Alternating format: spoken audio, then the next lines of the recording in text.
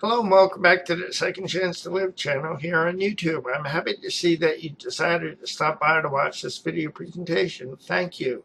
In today's video presentation, I'm going to be sharing an article that I wrote and published on Second Chance to Live recently. To read the article, I'll put my glasses back on and bring up the article. I want to thank you for your time. You're an important part of my process, and I always enjoy our times together. Here's the article. Resentment and the power of forgiveness. Forgiveness is unlocking the door to set someone free and realizing that you were the prisoner. By Max Lucado. Excellent quote. Last night I attended a sport group meeting and the topic of forgiveness was tabled for discussion.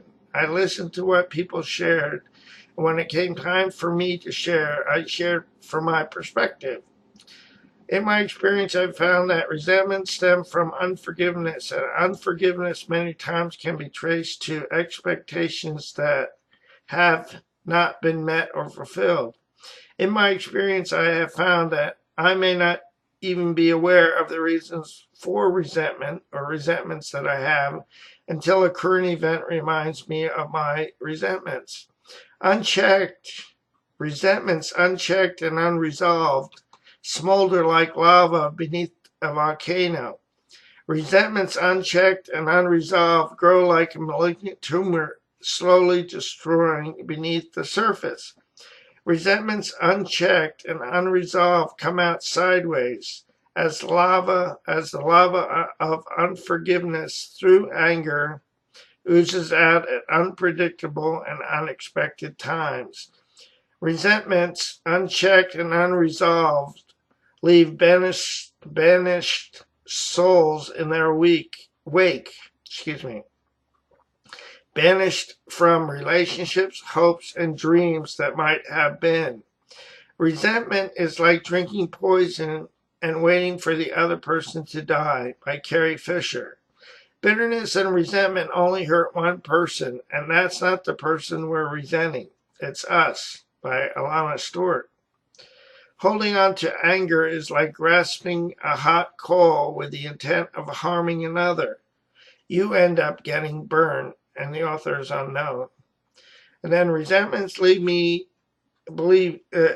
stuck believing that I'm a victim of something that I am powerless to change. The good news is that as I let go of the resentment or resentments, I am able to stop believing that I am a victim over that which I am powerless to change.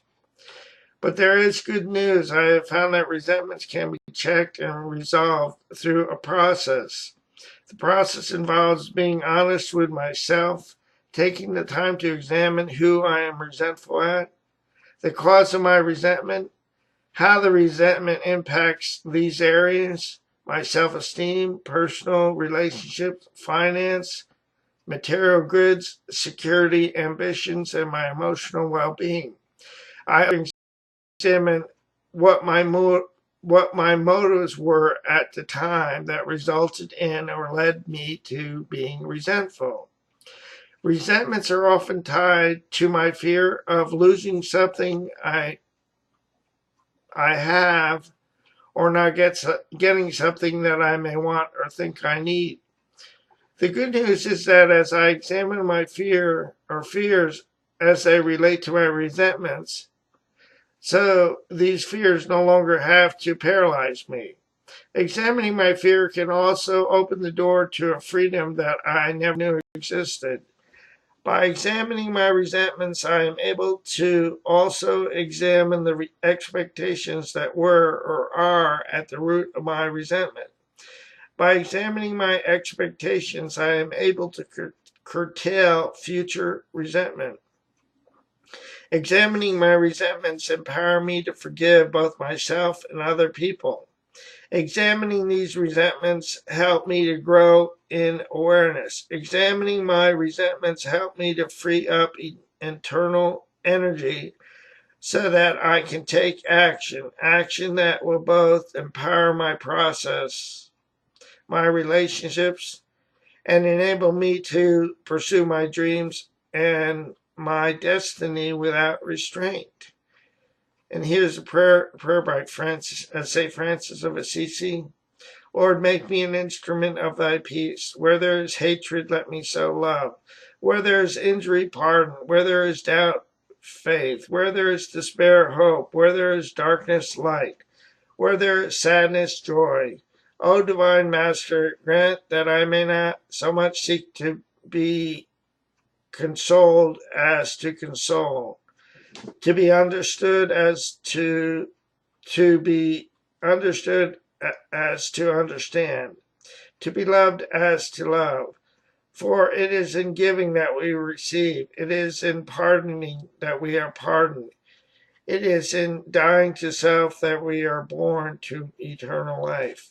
This is the end of the video presentation. I want to thank you again for your time. Before I go, let me encourage you with this as I need to remember. Please do not give up on yourself, a loving God, or your process, because more will be revealed in time. The pieces of the puzzle will come together in the correct order and at the right time. I'll say so long for now. Have a great day, and God bless both you and your family. Bye now.